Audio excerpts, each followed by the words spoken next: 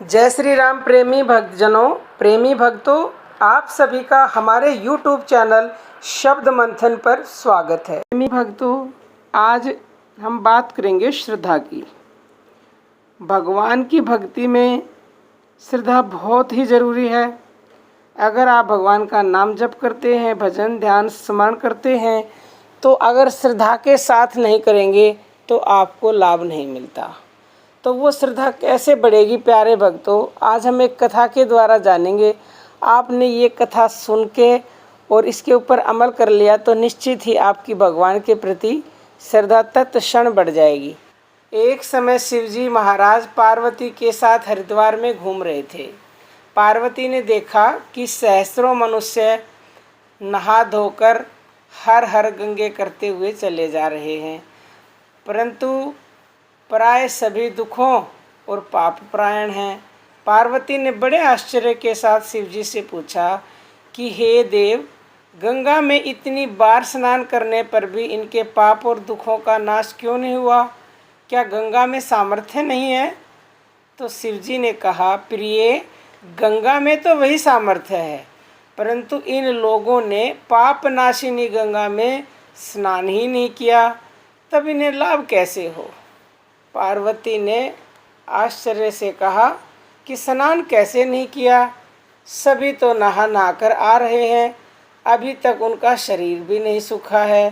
शिवजी ने कहा, ये केवल जल में डुबकी लगाकर आ रहे हैं, तुम्हें कल इसका रहस्य समझाऊंगा।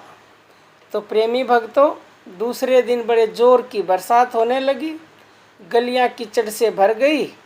एक चौड़े रास्ते में एक गहरा गड्ढा था, चारों ओर लिपटिला कीचड़ भर रहा था। शिवजी ने लीला से ही वृद्ध रूप धारण कर लिया और दीन विवश की तरह गड्ढे में जाकर ऐसे पड़ गए जैसे कोई मनुष्य चलता चलता गड्ढे में गिर पड़ा हो और निकलने की चेष्टा करने पर भी निकल नहीं पा रहा है। पार्वती को यह समझाकर गड्ढे के पास बैठा दिया कि देखो, तुम लोगों को सुना सुना कर यूँ पुकारती रहो कि मेरे पति वृद्ध अकस्मात गड्ढे में गिर पड़े हैं, कोई पुण्य आत्मा इन्हें निकाल कर इनके प्राण बचाए और मुझ ऐसाई की सहायता करे।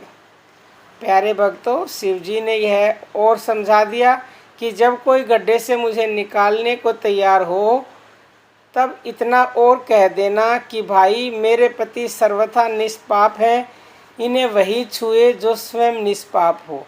यदि आप निष्पाप हैं तो इनके हाथ लगाओ, नहीं तो हाथ लगाते ही आप भस्म हो जाएंगे। पार्वती तथास्तु कहकर गड्ढे के किनारे बैठ गई और आने जाने वालों को सुना सुनाकर शिवजी की सिखाई हुई बात कहने लगी। गंगा में नहाकर लोगों के दल आ रहे हैं। सुंदर युवती को यूं बैठी देखकर कईयों के तो मन में भी पाप आया। कई लोग लज्जा से डरे तो कईयों को कुछ धर्म का भय हुआ, कई कानून से डरे। कुछ लोगों ने तो पार्वती को यह भी सुना दिया कि मरने दे बुढ़े को, क्यों उसके लिए रोती है।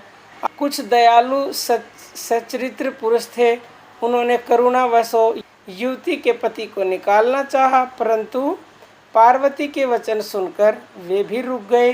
उन्होंने सोचा कि हम गंगा में नहाकर आए हैं तो क्या हुआ, पापी तो है ही, कहीं होम करते हाथ न जल जाए।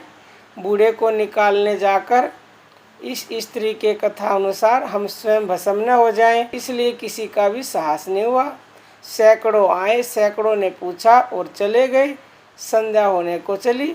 शिवजी ने कहा, पार्वती, देखा क्या कोई गंगा में नहाने वाला है? थोड़ी देर के बाद एक जवान हाथ में लोटा लिए हर हर करता हुआ निकला। पार्वती ने उससे भी वही बात कही। युवराज का हृदय करुणा से भराया। ने शिवजी निकालने की तैयारी की। पार्वती ने रोक कर कहा कि भाई, यदि तुम सर्वथा निष्पाप नहीं होगे तो मेरे पति को छूते ही जल जाओगे। उसने उसी क्षण बिना किसी संकोच के दृढ़ निश्चय के साथ पार्वती से कहा कि माता, मेरे निष्पाप होने में तुम्हें संदेह क्यों होता है? देखती नहीं, मैं अभी गंगा नहाकर आया हूँ। भला गंगा में गोता लगाने के बाद भी पाप रहते हैं क्या? तेरे पति को निकालता हूँ। युवक ने लपक कर बूढ़े को ऊपर उठा लिया। शिव पार्वती ने उसे अधिकारी समझकर अपना असली स्वरूप प्रकट कर दिया, उसे दर्शन देकर कृतार्थ किया। शिवजी ने पार्वती से कहा, इतने लोगों में से एक ने भी वास्तव में गंगा स्नान किया है क्या? दो लोग बिना श्रद्धा और विश्वास के केवल दंभ के लिए नाम ग्रहण करते हैं, उन्हें वास्तविक फल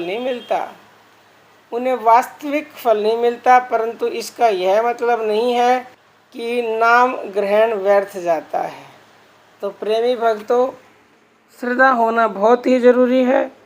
तो आप भी नाम जप करें और भगवान के ऊपर श्रद्धा बढ़ाएं अपनी, और श्रद्धा के साथ नाम जप करेंगे तो फल की प्राप्ति अवश्य ही होगी। प्रेमी भक्तों, आज के लिए इतना ही। जय श्री राम।